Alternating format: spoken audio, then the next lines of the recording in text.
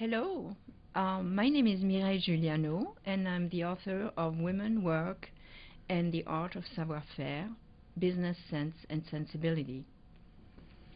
Yes, business etiquette is a fancy word, but it's like so many things in life. It comes and goes, and right now I think, in spite of Twitter, in spite of all the new ways of communicating that are made casual or simple or sometimes close to vulgar, business etiquette is more and more needed. Actually, there are people making a lot of money opening schools to teach young kids, because today a lot of parents don't have the time or don't take the time to teach them what my mother taught me when I was 6, how to set the table and where the glass goes and when the napkins go and what I should do with my hands and arms and things like that. And now it's even more important because young people are being asked to move to Japan or New York or London or Madrid and or India, and in some of those cultures, these are very important rules, and what works in one country doesn't work in the other one. And at the end of the day, there are some timeless elements. You always need to respect the people you work with and you work for, and sometimes, again, you're not being taught that at school, that there is a proper way to address them. So a couple of rules never hurt, and it's part of your communication skills, as I said earlier. And to me, in business, communication skills it's a huge topic, and they will never be out of style. From thank you notes to greeting people to not neglecting the person when you enter at the reception, and not judge people by what they do or where they sit or who they are, but just treat them equally. Well, I talk a lot about creating your own brand because, in many ways, because Veuve Clicquot in America didn't have its own DNA, we had to create it. And while doing that, it occurred to me that you could apply this analogy to oneself, because what happens in the workplace is you have to have your own brand, and you have to know what your own DNA is, because you're judged on what you look, on what you say, or what you do, and until you know that and you fit into what you're trying to do or the company you're trying to work for, you can make a lot of faux pas. So it's very important, and it's not that difficult to do, but it needs to be done, and you need to have, like a brand, a consistent message, and not an overcomplicated message either. And that, in a person, has to even reflect in her look. I mean, if you come and work for a company and you have, too much makeup, too much jewelry, and you work like you're not the part, at 40 you work like you're 18, this sends a message, and young people are not often aware of how it translates and how people interpret things based on all kinds of signals. Communication skills, to me, is very essential. And that doesn't mean only the way you talk, but the way you write, the way you communicate, by all the high-tech gadgets we have today, but also when you make a presentation, your gestures, your facial movements, what you do with your hands, with everything means something to someone. So you need to be prepared for that, and that is not taught in business school. In life, to me, there are like these 4 anchors. One is of course health, and although you can not always control health, but you can in many ways help it by preventing not being healthy, by eating healthy, by living a healthy life, and so many things I talk about in the book. So health is a number one element. Another one is, a network of family or friends who can support you and help you and know you and know when you can use some help or need some rest, or etc. And the third one is a good employment situation, which of course in our days can be very tricky. But what you can do about it to change the situation, because it's easy to whine and complain, but sometimes people don't realize that you can also make your own luck and get yourself ready for new opportunities, because there are always opportunities. And having gone myself through a few recessions, I know that recession come and go, And then, of course, the last one, which is not the least, is you.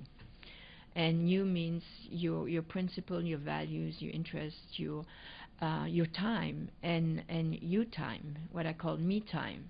And that's probably the most important one, and the one that women tend to be the weakest at, because by nature we are, good at nurturing, we are good at multitasking, managing, juggling, all these things, and we don't think of us.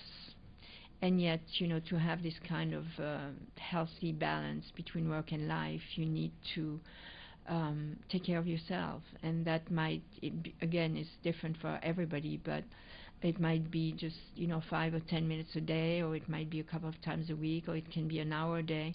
But you shouldn't feel guilty about taking that time for yourself.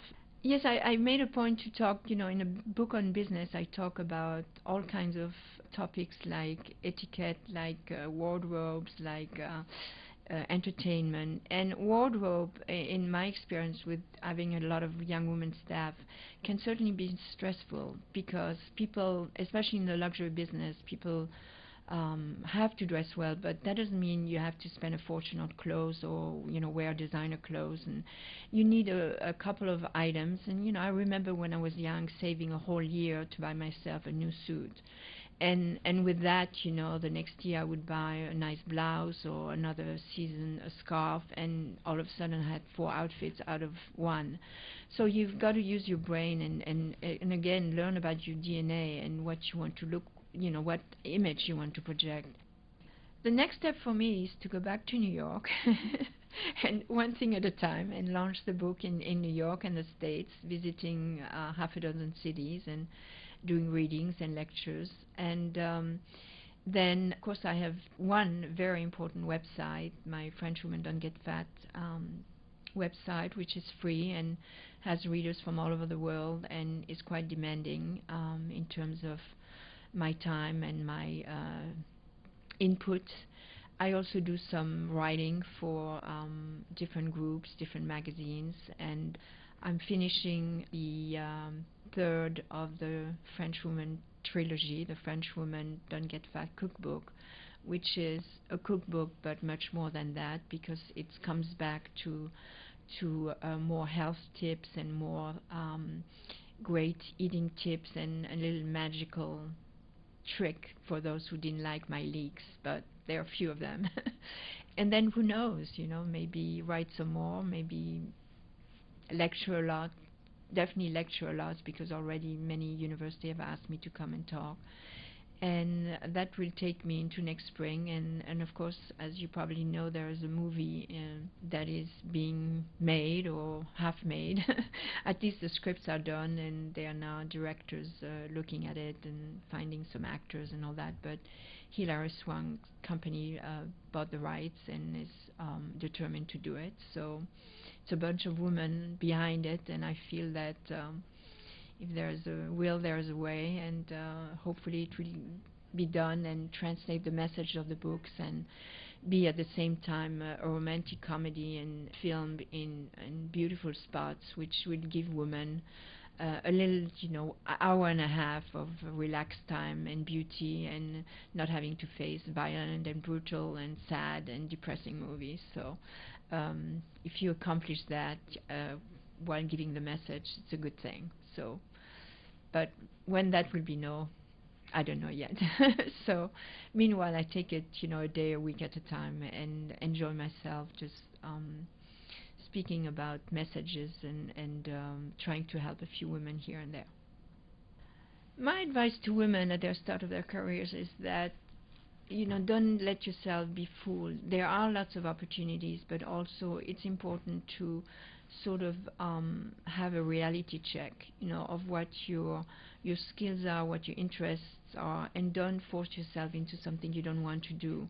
I mean, like last night, I had a young woman who said, she's desperate because here she's in business school, but her parents want her to take over their health care business, and she has no interest in that, and it's creating a lot of stress and fights, and And at the end of the day, it's her life, and it's not going to please her parents, but she has to do what's good for herself. So you have to be a little bit selfish and do what's good for you, because nobody knows you better than you do. And if you don't know yourself good enough, get some help, get some direction to help you find, what's your interest. Sometimes it doesn't take much, and that's where mentors are good, because they have the experience and the little wisdom to see right away, where you'd fit and where you wouldn't. And at the end of the day, it's just be yourself, whether it's giving an interview or looking for a job or developing your own brand. Don't try to be what you are not. Just be yourself, because people who have more experience, are more mature, will always see if you're fake. So don't try to play that game, and just, you are who you are. So enjoy it, and good luck with work wishes and bubbly realities.